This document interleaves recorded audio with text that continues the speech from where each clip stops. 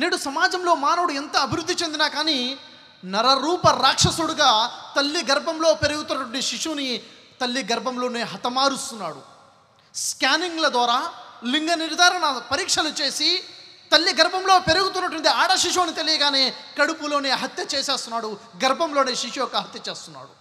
ఇలాంటి దురాచారమే ఆనాటి అరబ్బులలో అజ్ఞాన కాలంలో కూడా ఖురాన్ అవతరణకు పూర్వం కూడా అరబ్బుల్లో ఉండేది. ఆ రోజు ఇంత టెక్నాలజీ లేదు కాబట్టి, ఆ రోజు లింగ నిర్ధారణ చేసే పరీక్షల అవకాశం లేదు కాబట్టి, స్కానింగ్ చేసే అవకాశం లేదు కాబట్టి, ఆ అజ్ఞానులు, ఆ దుర్మార్గులు ఆ శిశువు పుట్టేదాకా చూసేవారు. పుట్టిన తర్వాత ఆడ శిశువు అని తెలిస్తే సజీవంగా సమాధి చేసేసేవారు. అంటే ఆడపిల్ల అంటే నామోషిగా భావించడము, ఆడపిల్ల అంటే అవమానంగా భావించడము, ఆడపిల్ల అంటే బరువుగా భావించడము, ఆడపిల్ల అంటే భారంగా భావించడము, ఈ సంతానాన్ని పోషించడము ఒక బరువు అని భావించడము. దీన్ని ఇస్లాం ఖండిస్తుంది సోదర మహాశయులారా. ఎప్పుడూ 1400 సంవత్సరాల క్రితమే ఖురాన్ గ్రంథాన్ని మనం పరిశీలించినట్లయితే సూర తక్వీర్ సూర నంబర్ 81 ఆయత్ 8-9 ఆయతులను పరిశీలించినట్లయితే సజీవంగా పాతి పెట్టబడినటువంటి బాలికను నీవు ఏ తప్పు కారణంగా నువ్వు హతమార్చబడ్డావు, నువ్వు చంపబడ్డావు అని ప్రశ్నించబడే రోజునా అన్న ప్రస్తావన ఉంది. సజీవంగా పాతి పెట్టబడినటువంటి ఆ బాలికను సృష్టికర్తన అల్లా ప్రశ్నిస్తున్నాడు, ఏ కారణంతో నువ్వు పాతి పెట్టబడ్డావు, ఏ కారణంతో నువ్వు చంపబడ్డావు.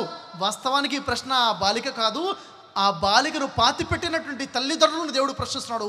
కానీ వారితో మాట్లాడటానికి కూడా అల్లా ఇష్టపడాడు.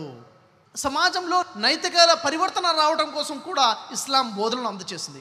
ఉదాహరణకి సహీ ముస్లింలో హదీస్ మనం పరిశీలించినట్లయితే వాల్యూమ్ నెంబర్ 5 హదీస్ నెంబర్ 6695లో అనస్ బిన్ మాలిక్ రజల్లాహు వారు తెలియజేస్తున్నారు, ముహమ్మద్ సల్లల్లాహు అలైహి వసల్లం వారు తెలియజేశారని. ముహమ్మద్ సల్లల్లాహు అలైహి వసల్లం వారు అంటున్నారు, ఎవరైతే 3 కూతుర్లను కని పెంచి మంచితనంగా పెంచి వారిని పెద్ద చేస్తారో వారు నాతో పాటు కలిసి స్వర్గంలో ఇలా ఉంటారని 2 వేళ్లను కలిపి చూపించడం జరిగింది.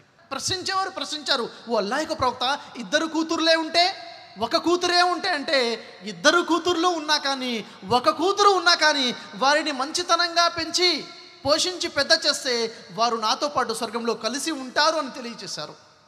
సోదర మహాశయులారా, ఆడపిల్లను భారంగా అవమానంగా భావించండి ఆ సమాజము ఆడపిల్ల పుట్టడమే అదృష్టంగా భావించే విధంగా ఇస్లాం ధర్మం వారిని మార్చివేసింది.